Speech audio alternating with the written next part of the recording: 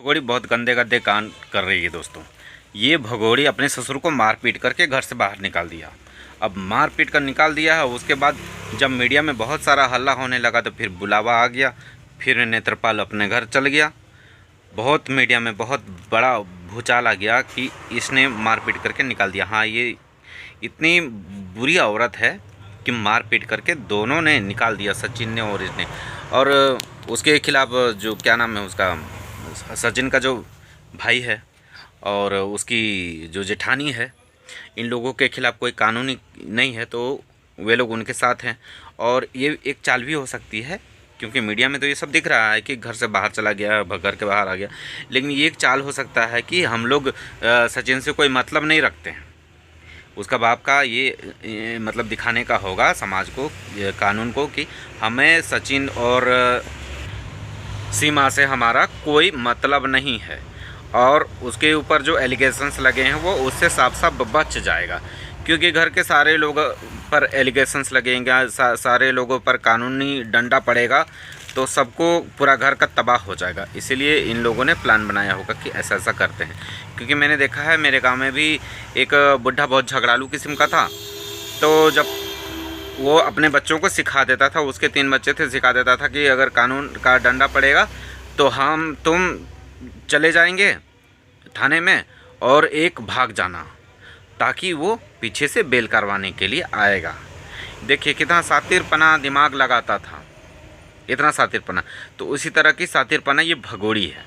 भगोड़ी तो पढ़ी लिखी नहीं, अगर पढ़ी लिखी रहती ना तो बाप रे, अगर और ज़्यादा पढ़ी लिखी होती, पढ़ी लिखी तो है, ऐसी भी बेवकूफ़ नहीं है, और अगर और ज़्यादा पढ़ी लिखी होती तो ये मतलब कानून का और सारा नियम कानून इसको पता होता तो पता नहीं है क्या कर देती। अभी तो इसको चरा रहा है ये जो क्या नाम है इसका, टोपी सिंह, इसको तो बहुत अच्छे से पढ़ा रहा है, चरा रहा है, इसका मन को बढ़ाया हुआ है। लेकिन जिस दिन कानून का डंडा पड़ेगा ना, ये टोपी सिंह भी भागता नज़र आएगा। ये टोपी सिंह किसी के साथ नहीं रहेगा, क्योंकि ये अपने मतलब से इनके साथ है। ये भी भागता हुआ नज़र आएगा एक दिन, देखिएगा, और सारा एलिगेशंस लगा देगा सीमा के ऊपर। कुछ ना कुछ तो बहाना बना ही लेगा, क्योंकि वकील है, इतना भी तो बेवकूफ़ नहीं होगा, इतना भी तो दिमाग ख़राब नहीं होगा उसका कि हमको कैसे बचना है। सारा ये चीज़ कर रहा है तो वो भी बच जाएगा। और तो और एक सर्टिफिकेट भी दिखा रहा है कि हाँ मुझे तो नागरिकता तो मिल जाएगा, ऐसा बोलता है। और क्या बोलती है, इसका सनातन धर्म अपनाने का सर्टिफिकेट भी दिखा रहा है। और वो उसको पता है, वो जो सर्टिफिकेट है वो लोग बोल रहे हैं कि ये डुप्लीकेट है। अब वकील लोग तो इसके पीछे पड़े हुए हैं। वकील कह रहे हैं कि इसके ऊपर अब 420 लगेगा। एक तो मम्मी सर ने पहले 10 करोड़ का, फिर 15 करोड़ का इतना लगाया हुआ है, और मम्मी सर तो जान रहे हैं इसका चड्डी भी बिक जाएगा ना, तब भी ये इतने पैसे नहीं जमा कर सकता है। तो अच्छी बात ये होगी कि वो जिस चैनल पर जा कर के मोमिन सर का बदनामी किया है, उस चैनल पर बैठ कर के मोमिन सर से माफ़ी मांगनी पड़ेगी। अगर नहीं माफ़ी मांगा तो सीधा जेल। तो मोमिन सर ने तो जो जाल बिछाया है उसमें तो बहुत अच्छी तरह से ये लोग फंसते चला जा रहा है। और तो और इतना बेशरम है ये लोग, इतना सब कुछ करने के बाद भी इन लोगों को इतना ओवर कॉन्फिडेंस है कि मोमिन सर के बारे में अनाप शनाप बकते रहता है। अनाप शनाप मतलब समझ रहे हैं, आस्तीन का सांप बोल दिया, जबकि 10 करोड़ का पहले ही उनके ऊपर ये लगाया हुआ था मानहानि का। उसके बाद भी ये बोल दिया कि ये आस्तीन का सांप है। आस्तीन का सांप कैसे हो गया? कब खिलाए हो, कब पिलाए हो, कब तुम्हारे घर आया है, कब माने घर में उठना बैठना हुआ है, कब तुम्हारा बातचीत हुआ है? फिजिकली तो कुछ भी नहीं हुआ है, लेकिन ऐसे बोल दिया। यानी कि इंटरनेशनल बेइज्जती करने का तो बहुत बड़ा अमाउंट बनता है। और मोमिन सर तो ताक में है ही, गलतियां करते जाओ और फंसते जाओ। जैसे मोमिन सर एक बहुत बड़ा दलदल है भाई, जैसे ही पैर रखोगे वो नीचे खींच लेंगे, और ऐसा खींचेंगे कि निकल नहीं पाओगे। इसलिए मोमिन सर से पंगा तो सोच समझ कर ही लेना। और मोमिन सर को और गुलाम हैदर को जितने भी सपोर्ट करते हैं सबको आतंकवादी बता रहे हो, पाकिस्तानियों को आतंकवादी बता रहे हो। ये दोनों को मैं बता रहा हूँ, सीमा भी बोलती है और ये टोपी सिंह भी बोलता है कि आतंकवादी हैं ये लोग। हैदर कुत्ता है, हद है यार। इतनी बेशरम, इतनी निर्लज्ज मैंने कभी किसी को नहीं देखा है इसको देखने के बाद, और मुझे नहीं लगता कोई और देखने के लिए मिलेगी ऐसी।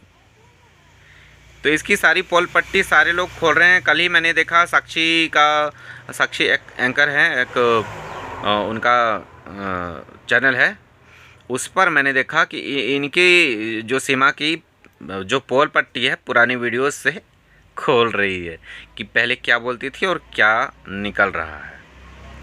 एक तो खुद ही बोली थी 14 में शादी हुआ, 16 में मेरा तलाक, 16 में चल गया, फिर यहाँ 4 बच्चा कैसे आ गया भाई 2 साल में है।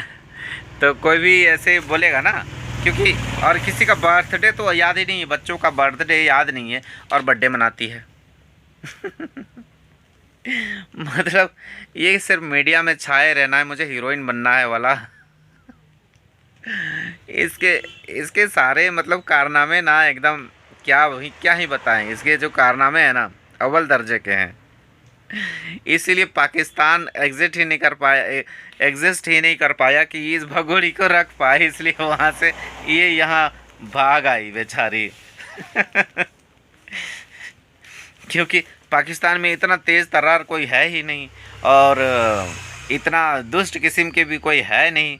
तो वो लोग, उसके माता पिता भी इतने तेज़ तर्रार बच्चे को रख नहीं पाए, इसीलिए तेज बच्चों वाले पिता से शादी करवा दिया।